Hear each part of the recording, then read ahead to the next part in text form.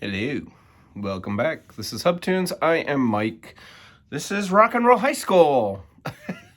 um, I kind of screwed up when I started making these videos. I should have written down what I showed in previous videos. So hopefully I'm not showing anything twice. I don't know how long this series probably won't go on much longer because I have no idea what I showed. And I don't watch my own videos. But I'm not going back to watch my videos. So Rock and Roll High School, five records from my high school years. Stuff I pulled out this week. I've been listening to all of them. Yeah, great. Just cool stuff that brought back so many memories. In previous videos, I mentioned these are records from probably junior high through high school. So like 80 to 85. I graduated in 85. So, 81, 82, a lot of these records I still have from high school. I've never purged. I had an accidental purge by my mother once. She threw out about 250, 300 records. She thought I didn't want them anymore because I had CDs. She was wrong. I don't think she threw them out. I think she brought them to Goodwill. So at least they went someplace to help somebody. But, they could help me right now. She threw away some good stuff. But I've never really purged any records. I did go through the CD era. I bought a lot of CDs. I probably ended up buying 300 CDs total, but I've purged those. Those are all gone. I do not own any CDs. I might have 2 or 3 laying around, but yeah. Don't listen to them. So a lot of these records I still have from high school, and they just bring back so many memories. I'm glad I'm doing this series. It's actually been kind of fun. This is one that I remember when it came out. I think this is a really underrated Cars record. This is Shake It Up. It has the title track, Shake It Up, which I loved when I was a kid. Since You've Been Gone is on here. What a great song. A Dream Away. This Could Be Love. What else is on here? On the other side, it's got I'm Not the One, The Victim of Love. I think this is a really underrated Cars record. It's better than Touch and Go, that's for sure. Is it better than Panorama? What was the other one? That's the one that had Touch and Go on it, Panorama. That's what I'm thinking of. It's definitely better than that. It's not as good as, obviously the first album or Candy O, but it's better than Heartbeat City. I hate that crap. Man, this is probably my last Cars album I really liked. I did not like Heartbeat City. It just way too commercial and way too over the top. I get it. I understand why people liked it, but I didn't care for it. And anyone who grew up in that era, man, every song from that record was on the radio. It was on MTV. It was in everybody's car. It was in everybody's Walkman. It was everywhere. You could not escape Heartbeat City when that album came out. I like the title track of that. Maybe I'll give that a spin. I think I still have a copy. I think I have an old copy of it. Maybe I'll spin that just to check it out. Maybe I'll put that in the next Rock and Roll High School. This one kicked my ass in high school is what this did. This is Judas Priest. British Steel. And this is an oldie. Look how beat up. I did something to this record over the years. I don't know what, but it plays great. I was playing it this week. This has Hell Bent for Leather and Living After Midnight.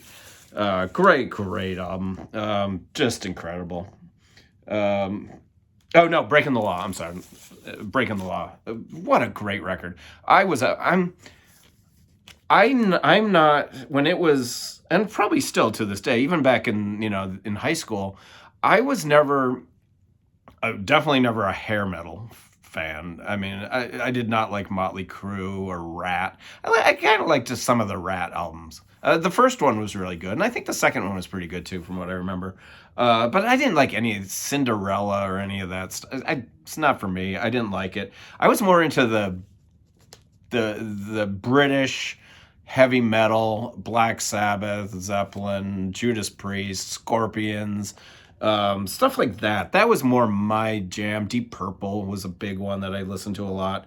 And this album was right there. This and what was the next one? Screaming for Vengeance. What a great album. Screaming Electric Eye, and You Got Another Thing Coming. Freaking great, great heavy metal. This was heavy metal for me. And yeah, that hairband stuff. Ugh. Well, this is not hairband. This was a shitty album, man. I hated this album in high school. I pulled it out just because I know I haven't talked about it. But it also has my favorite song on it. And this is Escape by Journey. This would have been junior high for me, because what is this, 82? 81? 81. So yeah, this would have been junior high for me. This was everywhere. Speaking of everywhere, but this was pre MTV. So yeah, we got lucky. We didn't have to listen to all this stuff on MTV. First of all, great cover. What an awesome freaking cover. I said what it is, right? Journey, Escape. Okay, I'm sure everyone knows this record. Do I like it? No, it's not a great record. Yeah, everyone knows this. Don't Stop Believing, Who's Crying Now, Still They Ride.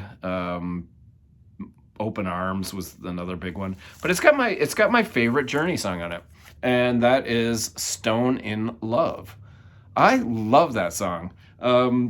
Always have. Even when this came out, I was like, why is no one playing that song? I don't know if it was a single. I don't think it ever was. Maybe it was. I can't remember that far back. But what a great song, Stone in Love. It's the second track on the first side, right after Don't Stop Believing. So maybe it just got ignored because it came after that song. I don't know. But Stone in Love is a top-notch song from 1981.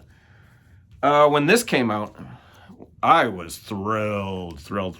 Being like I just said, I was so into like British. This isn't heavy metal, but although it won a Grammy for a heavy metal album, I was so into British bands like, Judas Priest and Jethro Tull. And when this album came out, this is what, 90, what is this, 90, I was in high school, right? Oh, it's a little later. Wow, I didn't realize that. This is 97, actually. So I was out of high school. I was well into college. Wow, screwed that up. See?